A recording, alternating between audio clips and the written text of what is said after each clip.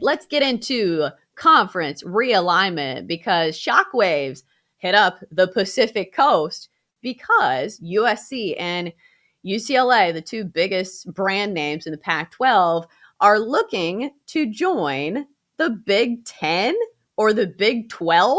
Like, what's going on here, Jenks? Well, what's going on is that the Pac-12 is going to die.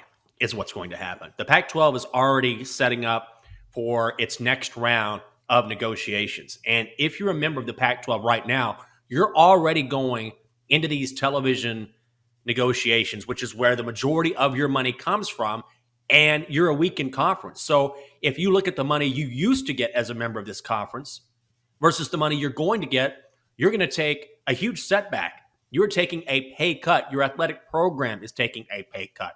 Make no mistake, the Pac 12 is in no position to add teams because it's not going to be able to command a lot of money. It's already at a disadvantage because these games are on the West Coast generally, and you don't get the eyeballs that you get with other conferences. And the Big 12 has a contract in place that will come up in 2025. So if they add teams to an already stronger conference, they're going to be able to ask for much more money.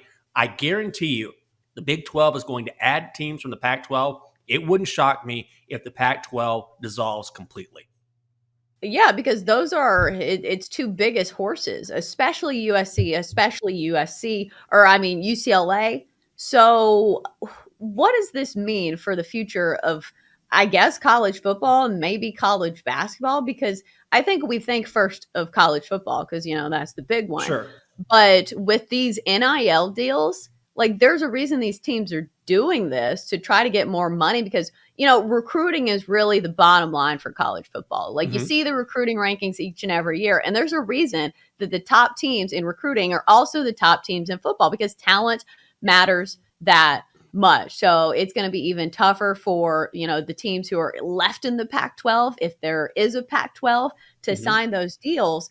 But like, what about the travel? Like, this is going to be really hard for students to remain student athletes, right? If they're constantly going, across the country. I guess the argument is that California is already a big state and the Pac-12 already was pretty spread out. But still, don't you think this is going to be tough geographically speaking?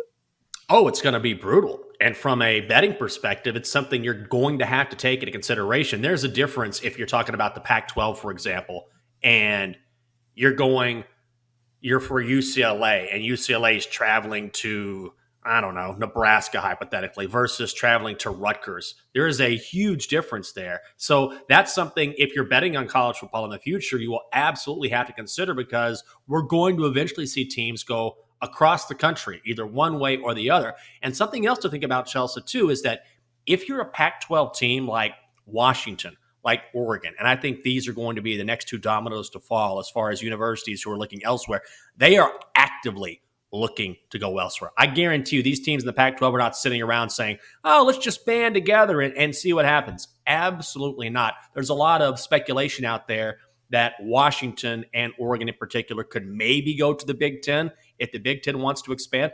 They could even go to the ACC perhaps because the ACC now has to keep up, right? We know the two power conferences right now are the SEC and the Big Ten. No question about it. So you've got the Pac-12, which could maybe dissolve, and the ACC, which needs to get stronger. You could potentially see a situation, potentially, where Washington and Oregon join the ACC, and all of a sudden you've got the Huskies and you've got the Huskies and you've got the Ducks in the Atlantic Coast Conference. It's just insane to think about. Right. Like, is Oregon going to fly to Miami?